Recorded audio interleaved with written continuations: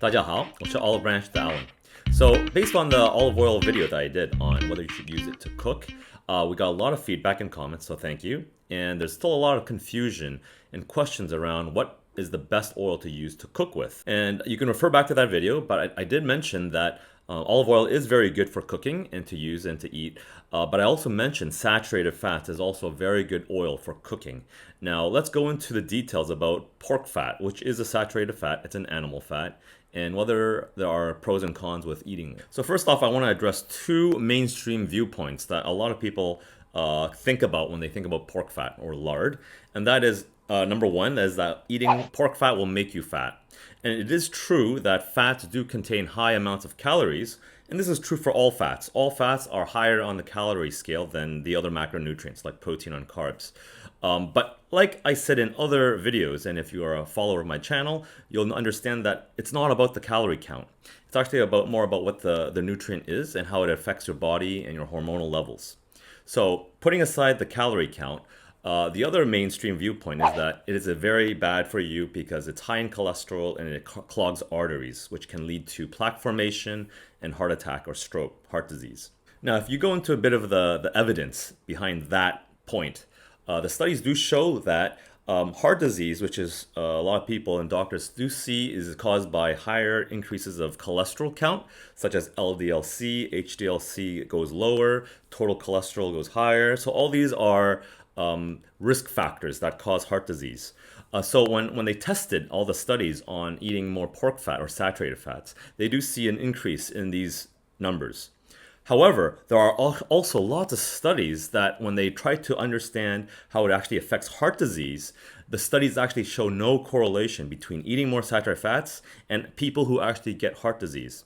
So the risk factors, these cholesterol counts, although we do believe should increase the risk of heart disease, in actual studies that show people who eat saturated fat and the number of heart disease, there is no correlation. So this is why I actually have to make you guys understand is that when we're doing nutritional sciences, which is a very murky, muddy water, it's not easy and it's not clear to understand, is because all those studies I've just mentioned are all observational studies, also known as epidemiological studies. So they take a group of people and they just give them saturated fat or they take away other fats, and then they see after a period of time what is the effect on the body.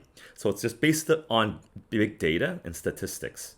That's epidemiological studies. And you can see there can be a lot of flaws in that type of testing because you don't know what else their lifestyles are. A lot of people could be smokers, they could be huge drinkers, they could be eating McDonald's and bacon all day long, or they could just be eating lean cuts of meat with some fat on the side. So it's very unclear exactly what they are doing.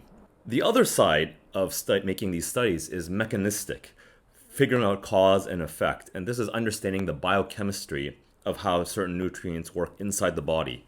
And like, for example, how glucose metabolism works or fat metabolism works. And understanding that biochemistry helps you to understand exactly the pathways and what happens when you eat a certain thing. What does the body do? This is a better way of understanding the nutrient. But also, it's still not very definitive because different people can actually be responding to certain nutrients differently.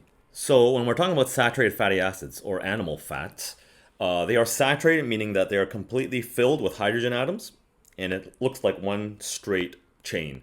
And so that way, when they're stacked together on top of each other, one on top of the other, it forms a very solid compound. And this is why animal fats and saturated fats in general are solid in room temperature. The secondary classification is by length of the fatty acid chain. And although it is important different fats and different animal fats will have different chains as well. That's not going to be as important for our discussion for this video. I do recommend that you refer back to my older video on fats and oils, where I do go into much more detail. But for now, just understand that this is an important part of how stable the oil is the saturation. So when a fatty acid chain is missing a hydrogen atom, the whole chain kinks towards it like this. And that kink is an important point because it's actually a very weak point, chemically speaking. And when you add heat or light, any type of radiation, that weak point actually breaks off, okay? Because that fatty acid chain is actually not stable. It's not a strong bond. And so these are monounsaturated and polyunsaturated fats. So that's why polyunsaturated fatty acid oils.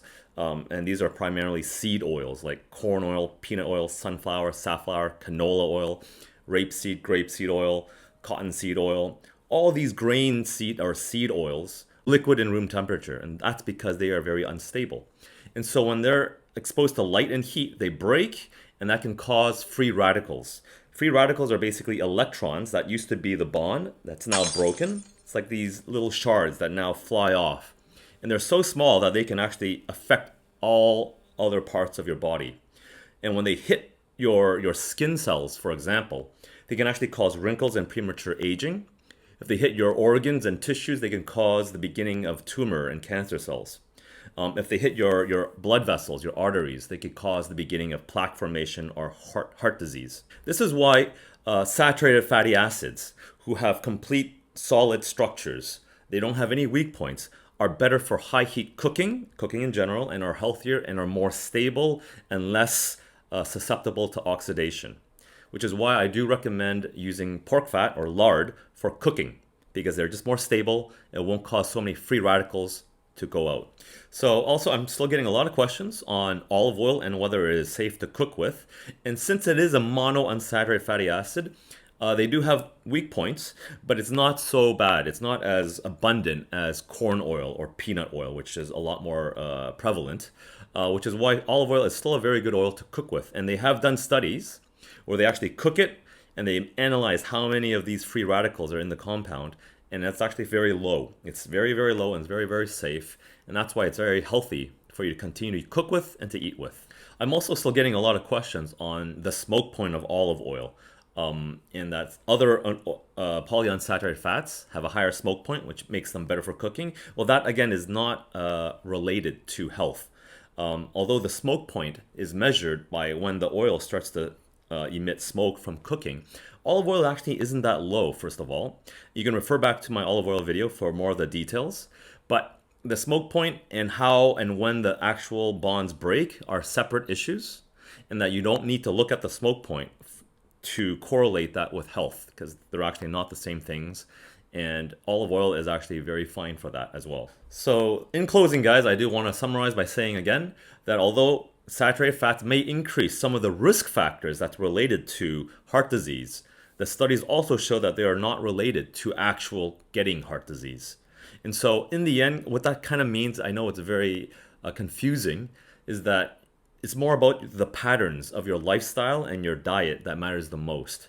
And so if you're eating a lot of junk food and that includes a lot of saturated fats, then that's going to be a lot more riskier than having grass-fed beef or bacon that's from free pastured pigs.